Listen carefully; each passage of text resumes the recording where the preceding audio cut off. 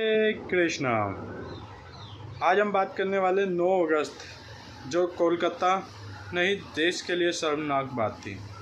एक लड़की का हॉस्पिटल के अंदर रेप केस हो जाता है और ये हुआ किस वजह से लोग जानना चाहते हैं। मैं आपको बताता हूँ, ये सबसे बड़ी प्रॉब्लम ना हमारी है। अब ये क्लेम सब भगवान को ठहरा देते हैं कि भगवान ऐसा नहीं कर रहे, भगवान वैसा नहीं कर रहे हैं। भगवान ने हमें भी कुछ जिम्मेदारियां दी हैं। भगवान ने अगर हमें यहाँ भेजा है तो कुछ ना कुछ जिम्मेदारियों के साथ भेजा है। सबसे पहली चीज़ तो यह है कि हम एक कहावत तो सुनी होगी, बड़े बुजुर्ग कहते हैं कि जैसा देश वैसा भेष। तो हम जो देखते हैं ना वैसे ही बन जाते हैं। तो सबसे पहले हमारे देश के अंदर ना एक चीज़ सबसे ज़्यादा बैन होनी चाहिए, वो है पॉर्नसाइट। जब मोदी जी ने लास्ट टाइम पॉर्नसाइट बैन करी थी तो पूरा देश फिर हाव हल्ला करने लग गया, नहीं यार ये बैन क्यों कर दिया, हमें चाहिए। और उसमें से 10% मोदी जी को चालू करनी पड़ी, जिसके वजह से आप ये जानते हो कि हमारा जो देश है बर्बाद होता जा रहा है। कहा जाता है कि 98% लोग ना आज गूगल पे सर्च ना पॉर्न साइट वेब सर्च करते हैं, कोई जॉब के लिए या किसी धार्मिक चीज़ों के लिए सर्च नहीं करता। दूसरी चीज़, हमें क्या करना चाहिए, सबसे पहले हमें ना ऐसा कानून बनाना चाहिए कि जिससे लोगों के अंदर ना डर पैदा हो। जब तक इंसान के अंदर डर नहीं होगा ना तब तक कुछ हो ही नहीं सकता।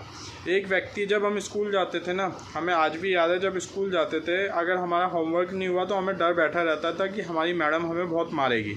ठीक है, इस डर के मारे हम अपना कार्य पूरा करते थे। पर आज वो डर नहीं है, कानून व्यवस्था का किसी को डर नहीं है। सबको पता है कि हम कुछ भी गलत काम करेंगे किसी न किसी बहाने से हम छूट जाएंगे, हमें बेल मिल जाएगी या कुछ हमें बेनिफिट मिल जाएगा।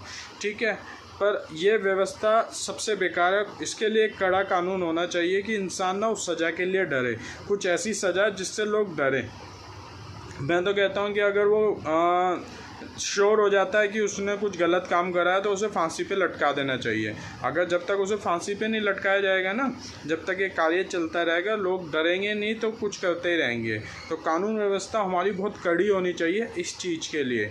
और तीसरा चीज़, हमें स्कूलों के अंदर ना भगवत गीता अपने धर्म से ना ज्ञान के बारे में बताना चाहिए, क्योंकि हमारा धर्म हमें स्त्रियों का सम्मान करना सिखाता है।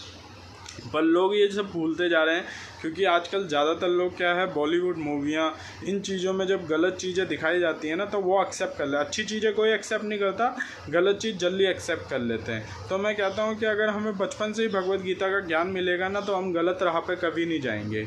और ये कैंडल मार्च लेके आप जगह जगह पहुँच जाते हैं तो ये भी गलत है, क्योंकि कैंडल मार्च लेके आप पहुँच तो जाते हो, फिर बाद में क्या होता है, वहीं पर कैंडल मार्च लगाया, वहीं पर कोई रेडी होगी, वहीं पर खाने लग गए, जी हाँ मज़ा आ गया, आनंद आ गया, सब कुछ मतलब सबके लिए ना एक टाइम पास का जरिया बन जाता है। ठीक है, और ये 2-3 महीने जब चलेगा फिर उसके बाद कुछ नहीं। हमें अगर कैंडल मार्च निकालने से अच्छा है कि सबको एक होकर ना कानून व्यवस्था को सुधरवाना पड़ेगा, सबको फोर्स करना चाहिए, कानून ऐसा बनाए कि लोगों के मन में डर हो, हैंड टू हैंड।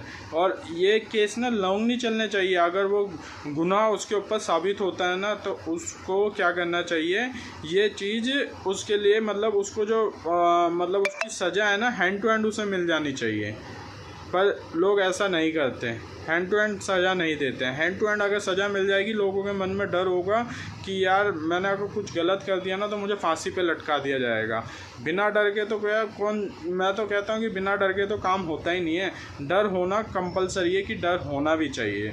तो मैं आपको यही सजेशन दूँगा कि सारे एकत्रित हों, और हमें ये नहीं चाहिए कि उन्हें सज़ा मिले कड़ी से कड़ी। हमें सज़ा, हम चाहते हैं कि ऐसी सज़ा मिले कि ज़िंदगी भर सबको याद रहे कि हाँ भाई ऐसा कुछ हुआ है और आइंदा नहीं होना चाहिए।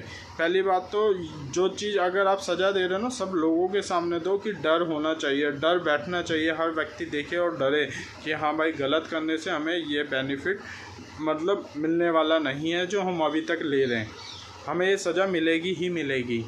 और ऐसा कुछ नहीं है कि ये कैंडल मार्च लेके ये करो वो करो, फिर समोसे खाओ, ब्रेड खाओ या कुछ भी खाओ और फिर आनंद लो और निकल जाओ।